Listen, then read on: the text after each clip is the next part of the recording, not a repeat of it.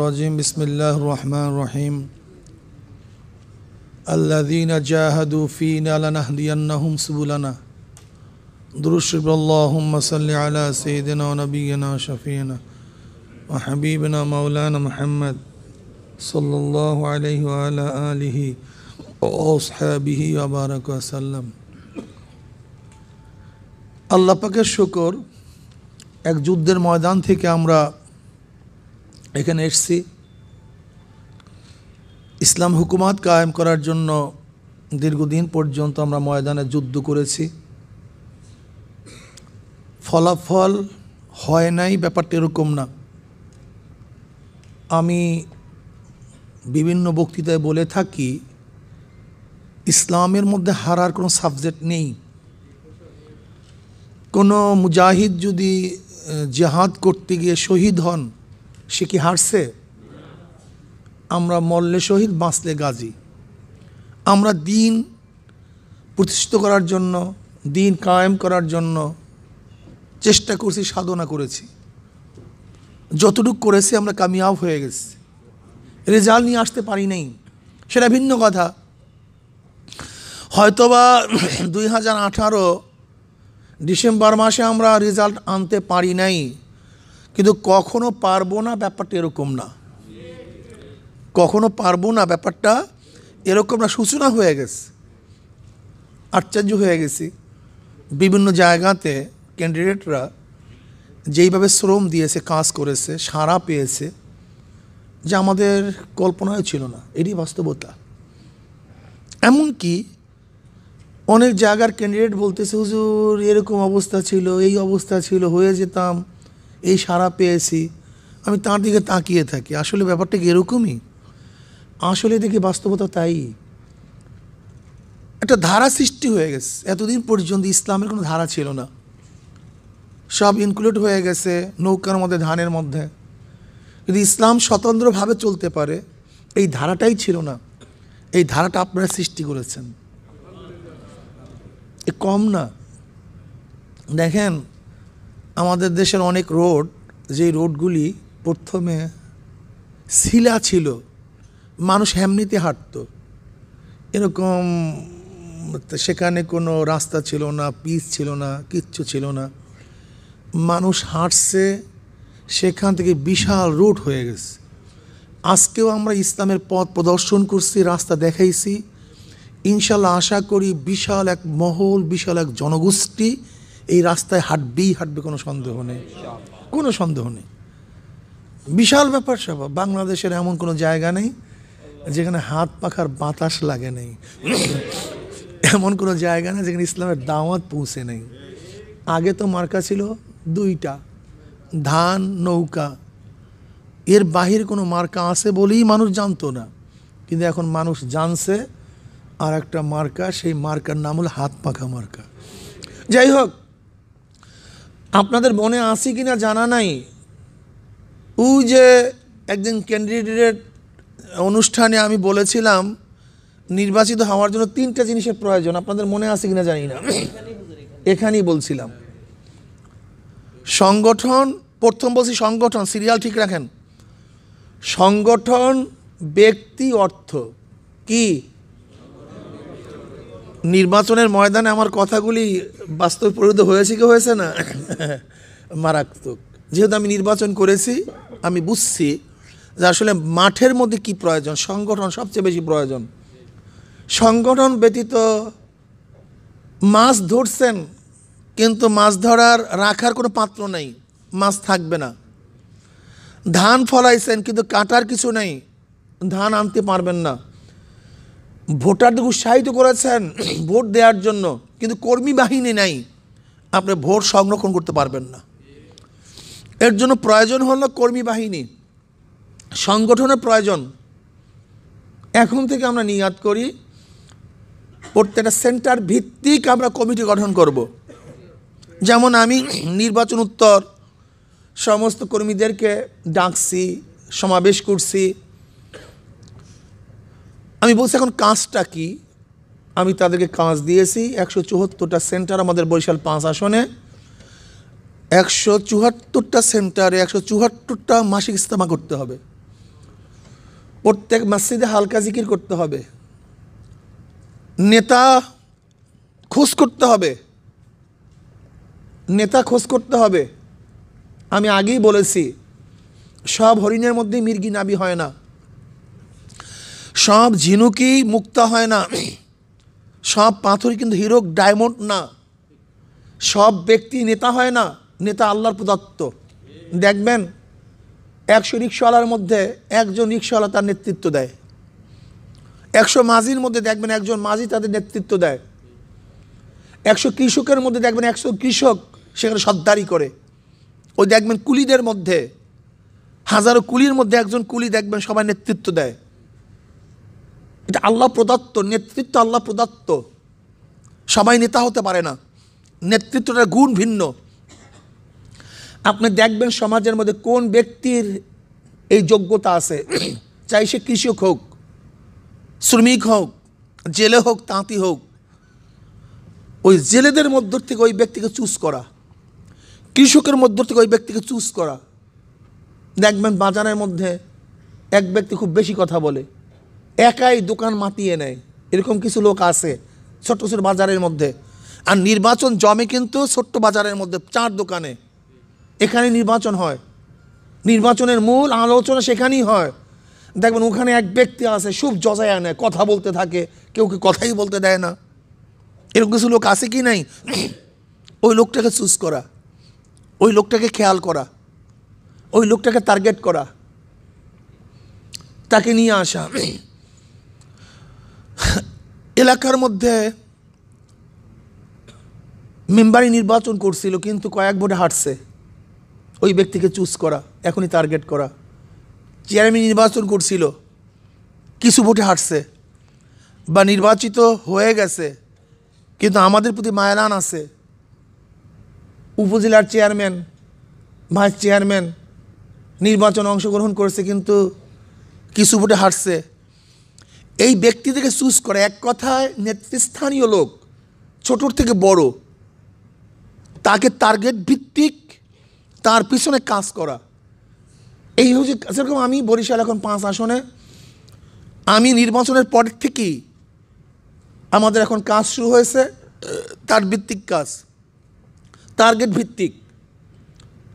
Leader কারা আছে, কারা ইসলামিক মেজাজ কাদের মধ্যে আছে, কাদের মধ্যে ভালোবাসা আছে, ওই ব্যক্তিদেরকে এখন আমি প্রতিদিন নিয়াত করছি যে যখনই বাড়ি যাব 50, 150, 100 নতুন নতুন লোক নিয়ে আমি তাদের সাথে বৈঠক করব, তাদেরকে নিয়ে আসব। এই 5 বছর এই কাজটা হাতে নিয়েছি, ইনশাআল্লাহ আল্লাহ যদি কবুল করে। আপনাদেরকেও মনে রাখতে হবে, আগামী মাহফিলকে কেন্দ্র করে এই বুড়া মানুষ, ভালো আলহামদুলিল্লাহ দিনদার দরকার সবাইকে, এর প্রতি শ্রম বেশি না দিয়ে একজন জোয়ানের পিছনে বেশি শ্রম দেয়া। কারণ হলো, আবার বুড়ারা খারাপ মনে করিয়েন না, আমি তাদেরকেও দাওয়াত দেওয়ার জন্য বলছি, আমি মানে জুয়ান নেতৃস্থানীয় মানুষদের প্রতি আকর্ষণটা বেশি থাকা চাই। কারণ সে যদি 10 কদম হাঁটতে পারে, তাই জুয়ান হাঁটতে পারবে 100 কদম। সে যদি 50 কদম হাঁটতে পারে, সে হাঁটতে পারবে 1000 কদম। আমার ওই মুরব্বী কিন্তু রাত্র জাগ্রত হয়ে ওই সেন্টার পাহারা দিতে পারবে না, ইচ্ছা থাকলেও পারবে না, সে কিন্তু প্রতিহত করতে পারবে না। এর জন্য একজন জুয়ানকে বেশি টার্গেট করা, একজন শিক্ষিত ব্যক্তিকে বেশি টার্গেট করা, এই মাহফিলকে কেন্দ্র করে এখন থেকেই এই টার্গেটগুলি আমরা করি। আমরা নির্বাচনে কবে অংশগ্রহণ করব, কবে অংশগ্রহণ করব না সেটা ভিন্ন কথা, সেটা আমাদের কেন্দ্রীয় ডিসিশন। কিন্তু আমার সিটের মধ্যে প্রত্যেকটা ওয়ার্ডের জন্য আমি যেন মেম্বার ক্যান্ডিডেট দিতে পারি, সেই চিন্তা ভাবনা নিয়ে সামনে অগ্রসর হওয়া। এখন থেকেই আগামী 2.5 বছর পরে ইউপি নির্বাচন হবে, উপজেলা নির্বাচনের ব্যাপারটা রাখেন, এটা কেন্দ্র ডিসিশন দিবে। আগামী 2.5 বছর পরে যে ইউপি নির্বাচন হবে, সেই ইউপি নির্বাচনে আমি যেন প্রতিটা ওয়ার্ডে একজন মেম্বার দিতে পারি, প্রতি ইউনিয়নের জন্য চেয়ারম্যান দিতে পারি। এখন থেকেই টার্গেট নেওয়া, এখন থেকে, এটা আগামীকাল থেকে না। এখানে বসছেন, এখন থেকেই মেজাজ এইভাবে হবে যে আমার প্রত্যেকটা ইউনিয়নে একজন চেয়ারম্যান ক্যান্ডিডেট দিতে হবে। এই চিন্তা ভাবনা নিয়ে সামনে অগ্রসর হওয়া। আমি কথাটা বুঝাতে পারছি? আর নিশ্চয়ই মাঠ পর্যায়ে তো বুঝছেন নির্বাচন উইন করার জন্য কি কি প্রয়োজন। আপনারা যেইভাবে বুঝছেন 1000 বছর তালিম দিলেও অন্য কেউ এই কথা বুঝাতে পারবে না। কেন মাঠ পর্যায়ের কর্মীদের বুঝ আর যারা ওই থিওরিক্যাল বক্তব্য দেয় তাদের বুঝ কোনোদিন এক হয় না। আসলে মাঠের ব্যাপারটাই সম্পূর্ণ ভিন্ন থাকে। সেহেতু আমি মনে করি গত নির্বাচনে আমরা যারা অংশগ্রহণ করেছি এমন না যে আমরা সবাই পারফেক্ট, সবাই যোগ্য, এরকম না। আমার চেয়েও আরও কিছু যোগ্য লোক আছে কি না আমাকে সেইটা দেখা দরকার। আমি প্রক্সি দিয়েছিলাম যে আমি পাই না, আমি দাঁড়িয়ে গেছি। কিন্তু আমার টেনশন থাকবে আমি এখান থেকে বিজয় না হবার, ইসলামকে এখান থেকে বিজয় করা। আমার এই কনস্টিটিউশনের মধ্যে হাত পাখাকে বিজয় করা। আমি বিজয় হবার ব্যাপারটা এরকম না। যদি মনে করি না আমাকে বাদ দিয়ে আবদুল্লাহ ভাই যদি এখানে অংশগ্রহণ করে তাহলে বিজয় হবে, আব্দুর রহমান ভাই অংশগ্রহণ করলে বিজয় হবে, আমার উদ্যোগী আবদুল্লাহ ভাইকে এখানে সেট করা, আব্দুর রহমান ভাইকে এখানে সেট করা। কেন গত নির্বাচনে আমরা 300 আসনই প্রার্থী দিয়েছি, কিন্তু প্রার্থীদের মান সমান ছিল না, এটি বাস্তবতা। এখন থেকেই আমার উদ্যোগে, এটা আমার দায়িত্ব, আমি এখানে নির্বাচন করেছি, আমি উইন করতে পারি নাই, আমি কাঙ্ক্ষিত রেজাল্ট নিয়ে আসতে পারি নাই, কিন্তু আমার দিমাগের মধ্যে থাকবে ইনশাআল্লাহ আমি এখান থেকে হাত পাখাকে বিজয় করবই, চাই ক্যান্ডিডেট আমি হই বা আরেকজন হোক, ইনশাআল্লাহ। এইভাবে টার্গেট নিয়ে আমি সামনে অগ্রসর হই। তাহলে হবে এটা কি, ওখানে যোগ্য লোক আসবে। আর যদি মনে করি না এখানে আর কাউকে আসতে দেব না, আমাকেই থাকতে হবে, তাহলে কিন্তু যোগ্য লোক সেখানে আসবে না। কেউ খারাপ মনে করছেন নাকি? এটা আমার বিষয়ে বলতেছি যে আমি চাই আমার বরিশাল 5 আসনে আমার চেয়ে যোগ্য কেউ আসুক, যে হাত পাখাকে বিজয় করবে। দরকার তো হাত পাখে বিজয় হওয়া, আমার বিজয় হওয়া তো লাজেম না, জরুরি না। জরুরি হলো হাত পাখা বিজয় হওয়া। যদি আমাকে বাদ দিয়ে আরেকজন ব্যক্তি হাত পাখাকে বিজয় করতে পারে, ওয়েলকাম, আসসালাম, তোমাকেই আমি খোঁজ করতেছি, তুমি আসো। এই মেজাজ আমাদের মধ্যে থাকা ভাই, এটা খুব কঠিন না? একটু কঠিন না? একটু কঠিন। এখন থেকেই অর্থ কালেকশন করা, আমাদের প্রত্যেকটা কর্মীকে ছোট্ট একটা পট দিয়ে দেওয়া, ব্যাংক দিয়ে দেওয়া, যে প্রতিদিন তুমি দিনে ফান্ডের জন্য কিছু 5 টাকা, 10 টাকা, 2 টাকা, 1 টাকা সংগ্রহ করতে থাকো। এই নির্বাচন কেন্দ্রিক অর্থ কালেকশন এখন থেকে শুরু করা। আমি 1 টাকা হোক, 5 টাকা হোক, এর কঠিন না, কিন্তু ব্যাপারটা কিন্তু সহজ। কিন্তু আমরা উদ্যোগী হই না, সমস্যা এখানে, ঠিক না ভাই? দেখেন, গতকালকেও একজন ক্যান্ডিডেটের সাথে আমার আলোচনা হয়েছে। সে বলতেছে, হুজুর আমি চিন্তাও করতে পারি নাই যে আল্লাহর এত রহমত, আমি তো নির্বাচনের মাত্র 1 দিন আগে আমাকে ডেকে তারপর এখানে আমাকে ক্যান্ডিডেট করছে, কিন্তু নির্বাচনের মাঠে নামার পর আল্লাহর এত রহমত আমি পেয়েছি যা চিন্তাও করা যায় না। আমি তো উপরের কোনো অফিসার ছিলাম না, নিচের যারা দায়িত্বশীল তারা তো উপরের অফিসারদের সামনে একটু কেমন কেমন মনেই হয়, স্যার বলতে বলতে কেমন যেন ভাব পয়দাই হয়ে যায়। কিন্তু আমি ক্যান্ডিডেট হওয়ার পরে মনে হয়েছে যেন আমি কেমন জানি একজন নেতা, তারা আমার অধীনস্থ। এটা আল্লাহর তরফ থেকে হয়ে গেছে।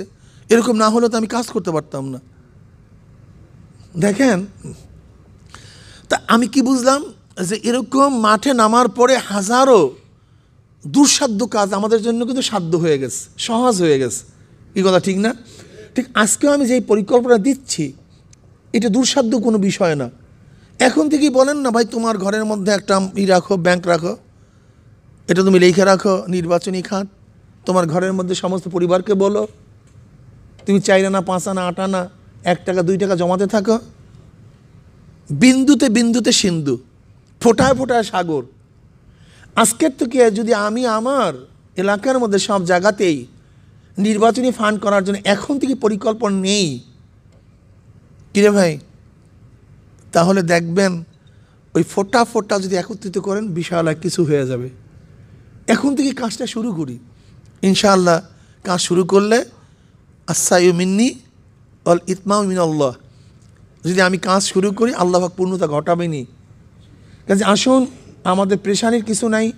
আমি তো দেখছি আমাদের সামনে রাস্তা উন্মুক্ত, একেবারে ক্লিয়ার রাস্তা, ক্লিয়ার রাস্তা, একেবারে ক্লিয়ার। কি কথা ঠিক না? কাজে ক্লিয়ার রোডে আমাদেরকে চলতে কোনো অসুবিধা নেই। এখন স্পষ্ট হয়ে গেছে হক বাতিল। আর বর্তমান নির্বাচনকে কেন্দ্র করে রাজনৈতিক দর্শন পরিবর্তন হয়ে গেছে। কারণ বিএনপি রাজনৈতিক দিক থেকে হারছে আর আওয়ামী লীগ নৈতিক দিক থেকে হারছে। এই কথা বলেন না কেন? জাতীয় ঐক্যফ্রন্ট রাজনৈতিক দিক থেকে হারছে আর আওয়ামী লীগ নৈতিকতার দিক থেকে হারছে, আদর্শের দিক থেকে হারছে। উভয় হারা পার্টি। আর ইসলামী আন্দোলন তারা উভয় দিক থেকে জিতছে। এটা ভালো লজিক, ভালো দর্শন। ওরা হারা পার্টি, আমরা জিতা পার্টি। কাজী টেনশনের কিছু নেই। আমরা আমাদের প্রাপ্তি পেয়ে গেছি। এখন এই প্রাপ্তিকে আরও বেশি বর্ধিত করার জন্য আমাদের সাধনা করা উচিত, আর কিচ্ছু না। আল্লাহ পাক আমাকে এবং আমাদের সবাইকে সাধ্য অনুযায়ী কাজ করার তৌফিক দান করেন। আমরা পিছনে হটব না, পিছনে যাব না, পিছনে তাকাবো না। পেরেশানির কিছু নাই। যত কদম আমরা হাঁটছি আল্লাহ পাক প্রত্যেকটা কদমে আমাদেরকে ন্যাক দিয়ে দিয়েছেন অলরেডি। কাজে এখানে হারার কি আছে আমি তো বুঝি না কিছু। আর আল্লাহর শুকর, আমাদের কোনো ক্যান্ডিডেটের আমি চেহারা বেজার দেখি নাই।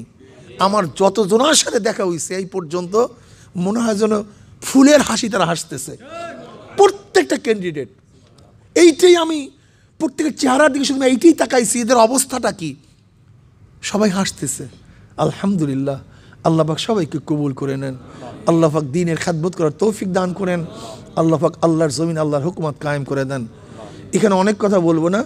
আসলে আমাদের দর্শন অনেক ভালো, আমাদের অবস্থানও ভালো, ভবিষ্যৎও ভালো। আল্লাহ পাক ভালো থাকার মতো তৌফিক দান করেন। ওমা আলাইনা ইল্লাল বালাগ। আসসালামু আলাইকুম ওয়া রাহমাতুল্লাহি ওয়া বারাকাতুহু। আমার অনেক দূরে মাহফিল।